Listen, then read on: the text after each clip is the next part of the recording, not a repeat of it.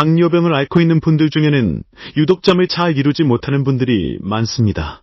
잠을 자려고 누웠는데도 뒤척이기만 하고 밤새 자주 깨며 아침에 피곤함이 가시지 않기도 하죠.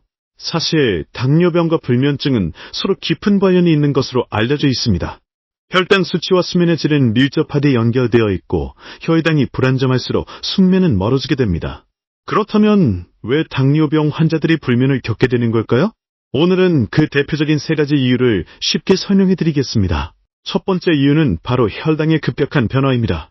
혈당이 너무 높거나 너무 낮을 경우 몸은 불편함을 느끼며 쉽게 잠들지 못하게 됩니다. 고혈당 상태에서는 몸속에 포도당이 많아지며 신장은 그걸 걸러내기 위해 소변을 자주 배출합니다. 그래서 밤중에 화장실을 여러 번 가게 되거나 갈증을 느껴 물을 자주 마시게 됩니다. 이런 증상은 깊은 잠을 방해하고 결국 숙면을 취하기 어렵게 만듭니다. 또 반대로 혈당이 너무 떨어지는 저혈당 상태에서도 문제가 생깁니다. 저혈당은 자율신경을 자극하면서 식은땀, 심장 두근거림, 공포감 등을 일으킬 수 있습니다. 자다가 깜짝 놀라 깨기도 하고 새벽에 불안한 기분으로 잠을 설치게 됩니다. 이런 저혈당은 특히 인슐린이나 당뇨약을 복용 중인 환자에게서 더 자주 발생합니다. 특히 야간 저혈당은 본인도 모르게 수면 중 반복되며 만성 피로와 불면으로 이어질 수 있죠. 밤에 갑자기 심장이 뛰고 식은땀이 나며 깬 적이 있다면 야간 저혈당을 의심해 볼 필요가 있습니다. 두 번째 이유는 당뇨병성 신경병증 때문입니다. 당뇨병이 오래되면 신경이 손상되는 합병증이 나타날 수 있습니다. 이 신경병증은 손발이 저리거나 화끈거리거나 찌릿한 통증이 특징입니다. 문제는 이런 통증이 낮보다 밤에 더 심해진다는 점입니다. 낮에는 움직이고 활동하기 때문에 통증이 덜 느껴지지만 밤에 조용히 누워있으면 통증이 더 또렷해집니다. 이런 불쾌감은 자꾸 몸을 뒤처지게 만들고 잠드는 것을 방해합니다. 특히 통증이 다리에서 시작되어 위로 올라오면 다리를 떨게 되거나 주기적으로 깨는 일이 생깁니다. 어떤 분들은 이 감각을 화상 입은 듯한 느낌 혹은 날카로운 전기 자극 같다고 표현하기도 합니다.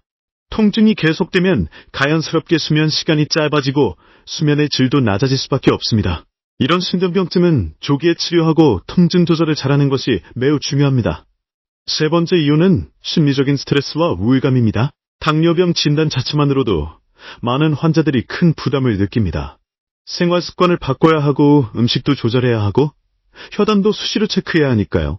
이런 일상적인 관리가 반복되다 보면 피로감과 함께 스트레스가 쌓이게 됩니다. 또 혈당 수치가 잘 조절되지 않을 때는 걱정이 커지고 미래에 대한 불안도 동반됩니다. 이런 심리적 요인은 결국 수면에도 부정적인 영향을 줍니다. 특히 우울감은 잠을 자도 자는 것 같지 않게 만들고 잠에서 자주 깨게도 합니다. 실제로 당뇨병 환자 중 상당수는 불면과 함께 우울 증상을 함께 겪는다고 보고되고 있습니다. 이런 심리적 요인은 단순한 의지 문제로 넘길 수 없고 전문적인 상담과 치료가 필요할 수도 있습니다.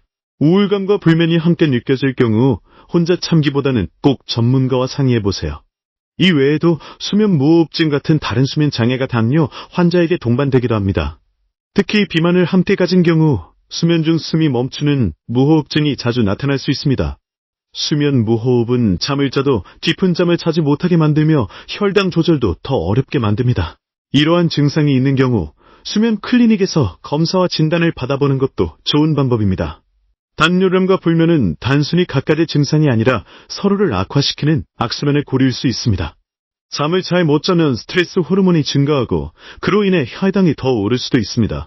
그리고 혈당이 오르면 다시 수면에 문제가 생기고 결국 몸과 마음 모두 지치게 됩니다. 이런 상황을 개선하기 위해서는 몇 가지 실천이 필요합니다. 첫째, 식사 시간과 취침 전 간식의 조절로 야간 혈당 급변을 방지해야 합니다. 혈당이 너무 떨어지지 않도록 자기 전 소량의 간단한 간식을 먹는 것도 도움이 됩니다. 둘째, 신경병증이 있다면 전문의의 도움을 받아 약물치료나 물리치료를 병행하세요. 셋째, 심리적인 스트레스가 지속될 경우 혼자 해결하려 하지 말고 상담치료를 고려해보세요. 넷째, 규칙적인 수면 습관을 들이고 취침 전 스마트폰 사용을 줄여 뇌를 진정시켜주세요.